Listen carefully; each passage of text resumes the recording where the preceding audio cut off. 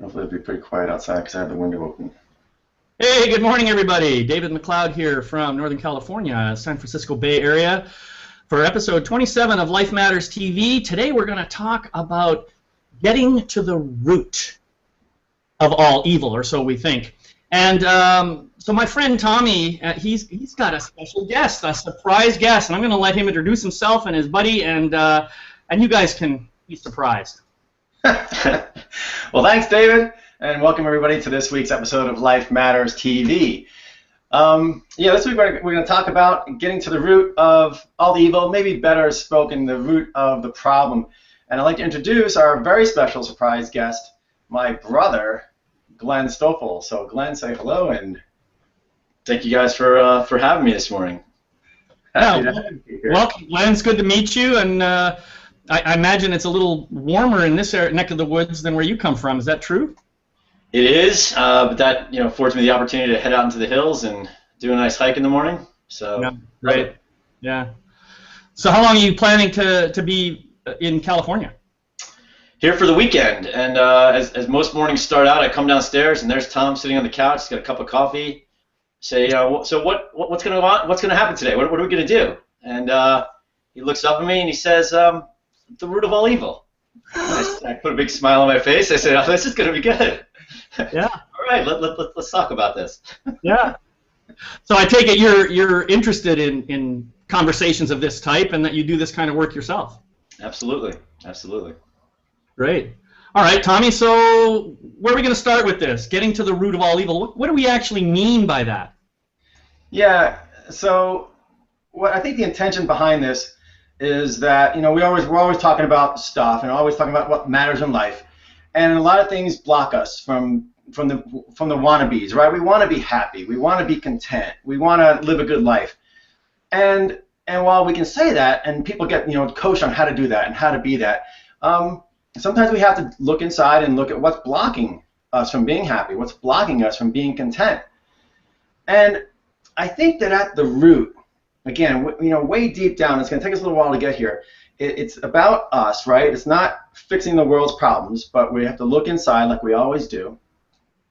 And we have to look for, where are these problems coming from? Where is this stuff coming from? Why is my head always chatting? Why do I have these kind of bad feelings sometimes? Mm-hmm. So the conversation is just to open it up, and I'm really psyched that there's three of us here to put into this, to just kind of brainstorm a bit on the storming that goes on in our brains. Like, what's going on in there? Maybe what are some of the roots that we can get to? Because here's what happens, right? And Glenn, I think you said it this morning. You think about this, and everybody's problems are different. Everybody, and it almost like it's an explosion. Like, there's too many things to think about.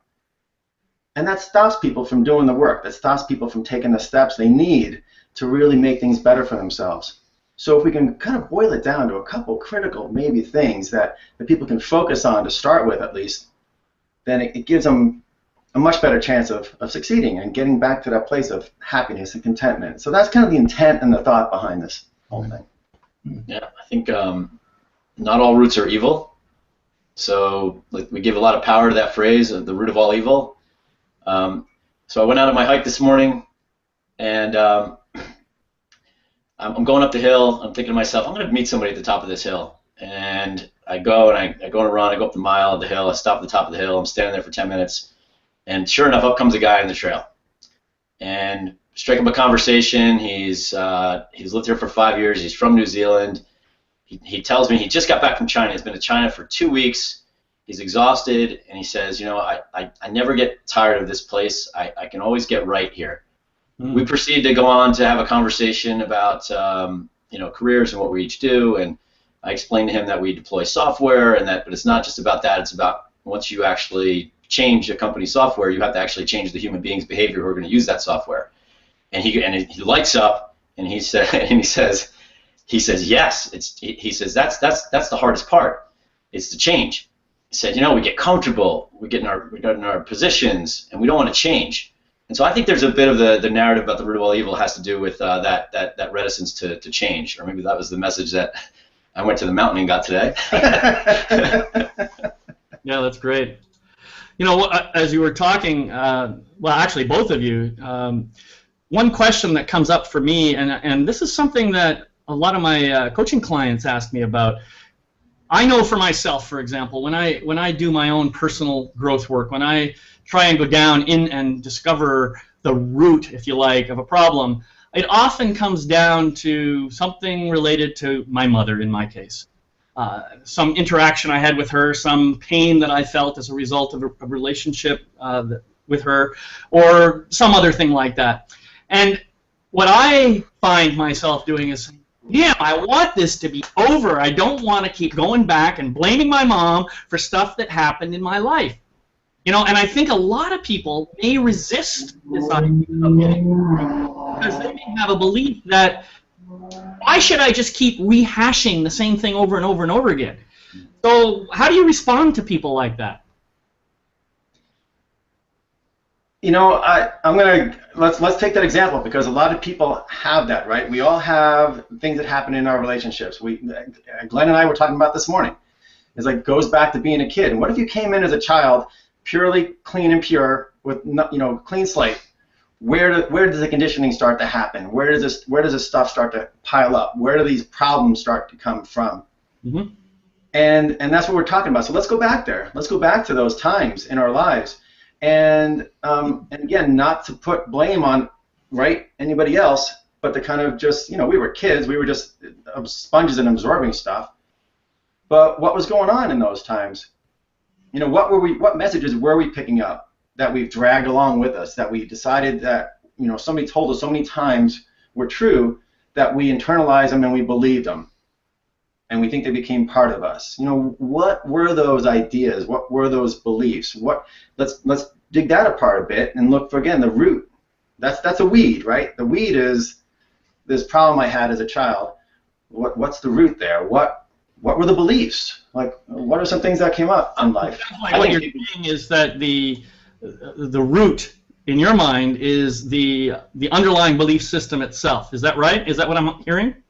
Yeah, I think that is what I'm saying. Yeah, that there's something, some belief, some idea, something in our mind, right? We're in agreement that we're talking about stuff in our mind, whether it's our mental emotional system, that has us kind of still anchored to an event in the past, and we drag it along with us, and we still act in a way that is influenced by those anchors. Right. And to me, it goes back to that reticence to change. Mm-hmm. It may not seem obvious but people might actually get energy from and not enjoy, it's maybe a little subliminal, but there's a certain comfort in going and revisiting the same pain. Yep, I agree with that. So I think therein lies part of the switch, is how do you get people to break out of that comfort zone? And even though those are uncomfortable moments, there's a bit of a comfort zone there, where right. at least in their moments, they're uncomfortable moments. Yeah. I think for me, what I tend to believe is that discomfort. Well, let me put it this way: comfort is really the known and the familiar. This is where we are used to being. We know everything that's going on around us, and we've gotten used to it, whether it serves us or not. Stepping outside that comfort zone means that we're stepping into the unknown. And the unknown is the realm of the ego mind. That's where fear shows up. That's where all the stories show up. Oh my God, if you do this, then that's going to happen. If you do this, then that's going to happen. It goes into this very, very crazy cycle.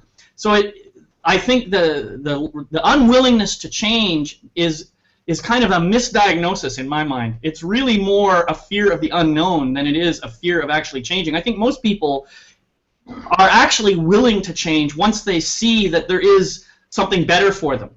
And it's hard to see that when your mind is all caught up in this chatter, as Tommy would call it, about this is what's going to happen if you try that. You better not try that because, and so on and so on and so on. It reminds me of and I'm not going to remember who wrote it, but I'll name it properly. We could maybe cite it later.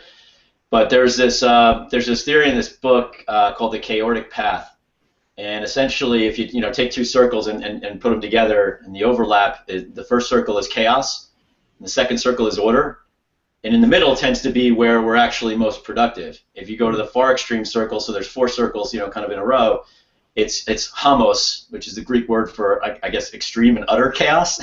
And the other direction is a word that I can't remember because I don't really ever want to go there. But there's this idea also of being able to live with and tolerate some chaos, and that's okay, and that in that space between order and chaos is where actually a lot of productivity and a lot of a flow happens for people. Right. So Dave, along the lines of that place where the chaos and the order meet, and also some of the things you were saying there, you were talking about, and you said this word a couple times. You said the fear of change, or maybe it's not the fear of change, but the fear of the unknown, and that word, I know if we keep talking about this, is going to keep popping up, the F word.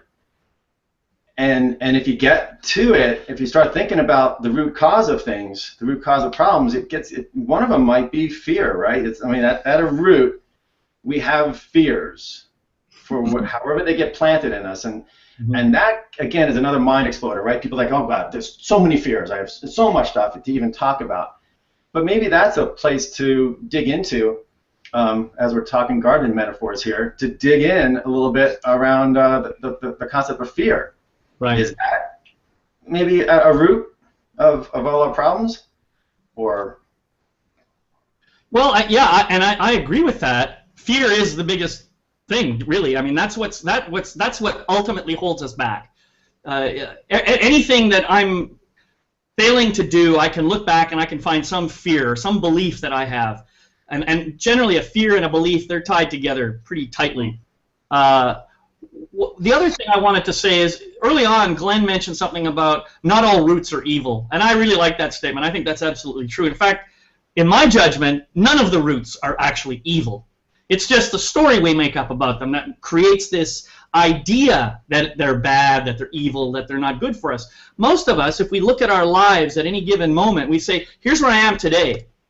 And then I go back and I look at all of the events in my life that may have transpired, and I have to realize that without those events, I couldn't be where I am today. So how could where I am today be evil when, or do you understand what I'm saying? It's like those events all serve to get me where I am here today. And while they may have created some pain for me, while I may have experienced pain, whether they actually created it or not, whether I experienced pain or whether I experienced joy or love or whatever, it was all part of the process of getting me here. And so I don't really think that's evil. I think that's just part of the process. I'm just a guest, Tom.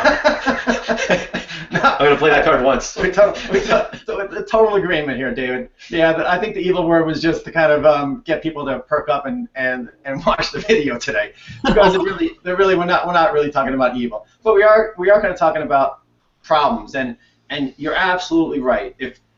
That is an enlightened way of looking at life, and it's important to reiterate it and state it out loud again, that everything you have done in your life, everything that's happened to you, everything you've learned has led you to this point. So you had to get here, and you had to get to this point, and everything that's happened to you happened for a reason. Yeah. The good, the bad, the ugly. Yeah. And it's me, the person you are. So in that sense, right, none of it's evil. And right. And none of it is, in looking in hindsight, should be a problem anymore either. That's what we kind of need to release, because some people have a life full of situations, and everybody has a different life full of situations, but some are good, some are bad, some are highs, some are lows, and what we tend to do, right, is we carry around the lows, we carry around the heavies, we carry around the losses, we carry around the pains, and we fill up this bag, and it stops us from getting places and doing things and living our life with that happiness and the contentment that we're looking for. Yeah. So that's kind of it, right? And so maybe the root is, just looking in that bag and realizing that it's just a bunch of old memories and that we don't need to be tied down to them anymore. Yeah. I don't know. Where's that going? I think there's a bit of like change that happens to people versus change they decide to make that also needs to kind of be part of this conversation, because you can be going along and you might feel a sense of relief that you got fired, or God forbid somebody got hurt in your family, or something where it's like, okay, now I can just focus on that, but it sent you in a whole new direction. Now, you didn't choose to go in that direction necessarily, but you feel some shift, maybe because it's allowing you to focus on things otherwise that other than maybe some things you're dissatisfied with.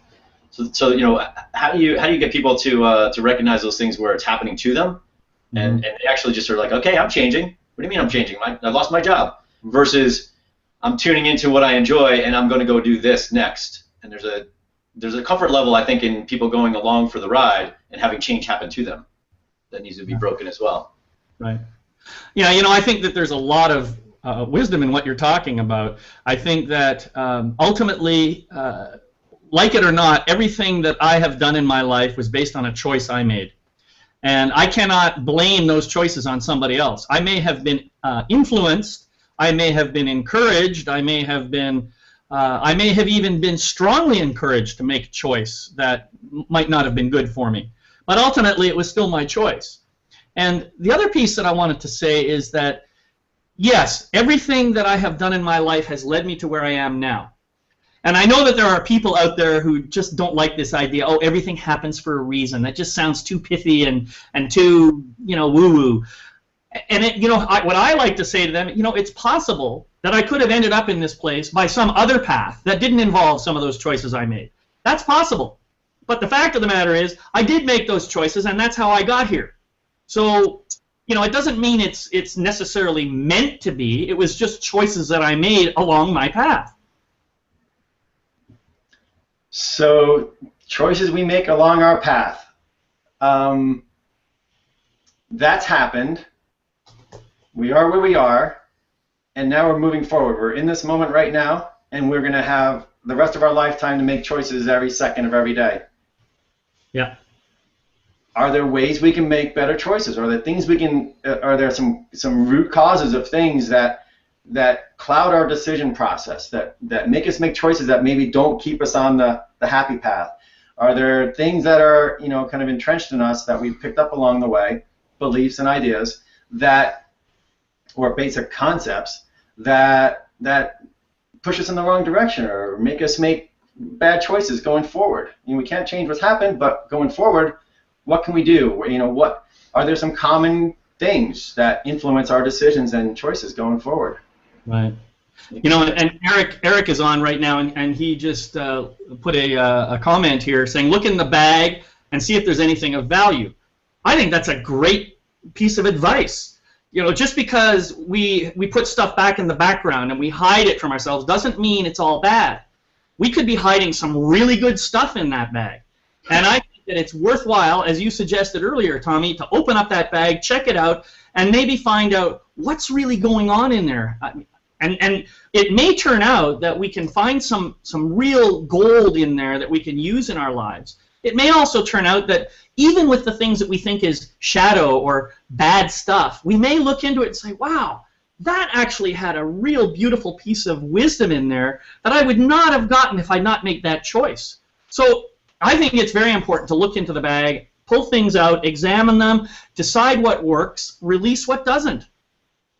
There's a you know, it's not about this specific next choice, and you can look for patterns in society. You watch advertising, you see, and it's telling you what the next choice is. It's showing you patterns of what it is, right?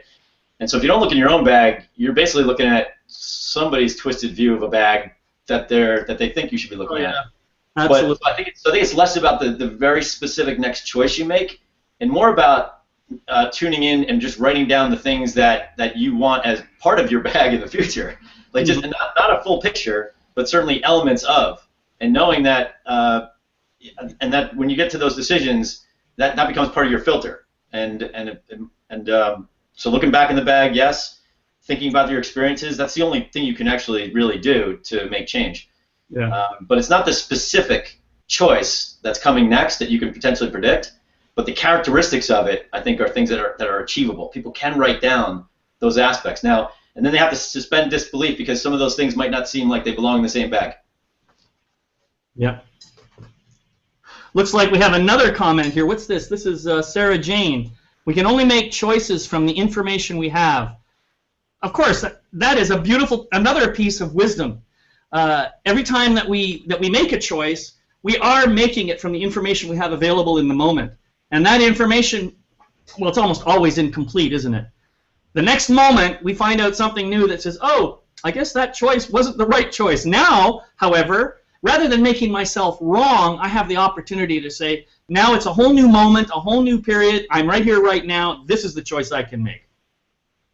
And Sarah Jane, thanks so much, because you actually opened up the bag again, right? Because the information we have, and if that information we have that we brought into that situation to make a choice, again, let's look at that information we have. If that information is laced with fear of the unknown and fear of change and fear of approval, not having people's approval, whatever, you know, there's not good elements being brought into a choice.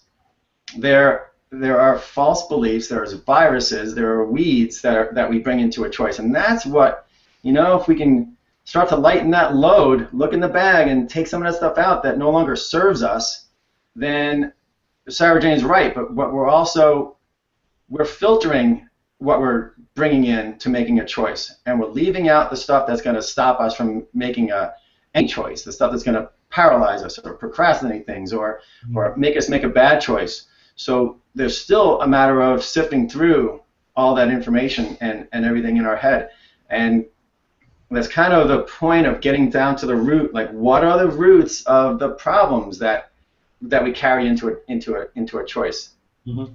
Still there. I think there's a way also to add to your bag, and your bag's not your stuff. It's not your car. It's not your baseballs. Like, your bag's your experiences. And so if there's one kind of shift to make, is, man, I'm looking in my bag and I don't have all the information. Then you need some more experiences or different experiences, and that you know, there might be a fear of that, but that's probably the first fear to get over. Get yourself out there. Go meet somebody new. Go try something new, and all of a sudden you may have some new experiences in your bag. Yeah. Yeah, and so here we are with a bag full of roots. And the question is, what are we going to do with those roots? Now, we do have some options, don't we? We can get out the Roundup and we can try and kill it. But what are we really doing with Roundup? All we're doing is poisoning it and turning it into some other thing that may damage somebody else. Another alternative is to just love the roots. And I personally favor this choice, because what it means is we can bring healing energy to our own roots, and that can actually start a whole new growth process within us that helps us to grow and expand even further. It helps us to release our own energy, our own fear, our own judgments about ourselves, and it helps us to become more grounded and centered in who we are right now, and welcoming in all of the things that we did in order to get here. I think love is the answer here. We can't just dig it up and not do something with it. We have to bring love to it. Love is the answer. What do the Beatles say? The love you take is equal to the love you make. And yeah, you're absolutely right, man. So let's be a little practical about that. Can you turn around and love your fear? Can you love a fear of the unknown? Can you like turn and face your fear and love it? What does that mean? What do you actually do there to kind of transform that fear or that thing in your bag that's holding you back, and to love it and to transform it into something that takes you in the right direction? That's a great question, and I know for me, one of the first answers that comes to my mind is to look at the belief system that's associated with whatever it is I'm pulling out of the bag. What is the belief? The belief may be that, oh, it's a dangerous world. Now, I can look at that belief and I can say, yeah, you know, that's absolutely true. But I really ought to be questioning that. I should be asking myself, wait a minute, is that true? Is it really a dangerous world? And if it's a dangerous world, what can I do about it? And if it's not a dangerous world, then what really is it that I might be thinking about? Maybe I'm dangerous. Maybe I think myself as being dangerous. Do you see where I'm going with this? There's a way in which my own belief systems can get all twisted around, and one of the things that I can do to unravel it is just simply ask questions like, is that really true? How do I feel about that? What's going on in my body as I believe that? What's the impact on my life? Yeah, right on. Anything to add there? Because you know, is belief the root of all evil? If we're going to get back to the initial premise there. or yes, I believe so. I think so, because what happens is my ego mind, I can speak for me, and I believe this is true for most people. My ego mind loves beliefs. It gives my ego mind something to latch onto and hang on to. The moment I'll give myself permission not to hold it as a belief, but rather as an idea or as a perspective or as a possibility, my ego mind tends to just kind of relax. It doesn't seem to have as much energy and say, oh, it's a belief, I have to hang on to that because that means everything else that isn't that must not be true. You know, it just goes into this crazy loop. Whereas if I can say, I'm in line with this idea of something right now, and I know that that might change in the next moment. If I can keep myself moving in that direction rather than saying, oh, I believe firmly that X is true, you know, I think that's where my problems come from. Yes. That also opens you up for those. That also opens you up for those new experiences. Yes. Because you know you're going to come into those new experiences with a different mindset, not so rigid. Yep. Yeah, David, you were saying stuff in there too that of hanging on to your beliefs, And to me, I'm thinking, I'm feeling, okay, if I'm hanging on to my beliefs, what am I doing? I'm kind of making myself right. Yep. In situations, and I'm making somebody else not right. Mm-hmm. If I'm really, you know, and if I'm speaking one thing and doing another, then I'm being very hypocritical. So that comes into this, you know, hanging on to your beliefs. And this word keeps popping up in my head of judging. I'm judging, right? I'm judging what's right and what's wrong. I'm judging what's good and what's bad. Absolutely. And there's a lot of suffering in judging. There's a lot of trouble we cause in judging. You know, we cause it in relationships. We cause it at work. We cause it in the world. You know, we go to wars over it as people. Yep. Yeah. I think many of your learnings you get in life is when you finally admit you don't know something. and if you're so firm in a thing and you really know it, like really know it, I mean, how many things could you actually go through and pass the test of, do I know this? Mm-hmm. Okay, well, I know that that's paint on the wall. Really? Well, what's that made of? Really? And then you can very quickly get to a place where, no, you really have no idea what the heck that is. And there's a little bit of pressure release, just going, all right, no, I really don't know. I like possibilities, David. I think that was a important word in there, what you were saying. Yeah. Well, you know, Tommy, as you were talking about, you know, you get to be right. I think the ego mind loves to be right. It's a very important feature for the ego mind because the ego mind is pretty insecure to begin with, and so to be right means that, okay, cool, I'm right. Second, the ego mind likes to be better than everybody else. You know, I do this better than you, I know more than you, I'm better than you, and so on and so on and so on. The ego mind loves stuff like that. And, of course, none of it is true. It's just that's kind of what feeds the ego mind. If I know more than you, then I don't have to worry about you putting me down and making me feel bad because maybe I don't know something, you know? It's all about protecting. It's all about keeping me safe. That's what the ego mind is all about. It has only one purpose, and that's to keep me safe. And it does this by lying to me. It does this by rational lying. So that's how the ego mind works, and what I need to do as a human being is recognize that and stay connected to my heart and soul. And remember that my heart and soul doesn't care about being right or being wrong. It knows that it's absolutely perfect just as it is. It doesn't need anything else. So there's a huge differential between those two, and I can use my ego mind to help me navigate through this world, but I have to remember that I am not my ego mind. I almost want to say goodbye to everybody and just leave them with that one, because that's the bottom line. Yeah, you brought us down to it, and brought us up to it. So thanks for saying that so clearly. Yeah, well, it's funny you should say trying to say it because we are right near the end here. So yeah, let's wrap it up. Do you have an exercise or any thoughts? I think during the conversation there we had talked about maybe putting new stuff in your bag. You want to talk a little bit about new stuff in the bag? I would just say if there's a tactical kind of takeaway, as you go through your week, just write down those characteristics, those feelings, those things that you want as part of your bag of tricks. And then secondly, I would say, I don't know, get online and do a quick search and find some new experience and just go there. Do it Thursday night, you know? Yeah, cool. And so what are we doing next week, Tommy? Next week, let's see, what did I write down for our conversation? Oh, David, you know, it's all about me. Yeah. But next week's topic is going to be it's all about me. And all right, well, thank you, guys. It's been a real pleasure being here with you, and I can't wait till next week, man. I just love what we are bringing to the world. All right, brother. Well, thanks so much. And, brother, in the room here, thank you so much for joining us today. My pleasure. My pleasure. Thanks, guys. All right. Goodbye, Bye, everyone. Have a great week, and remember, your life matters.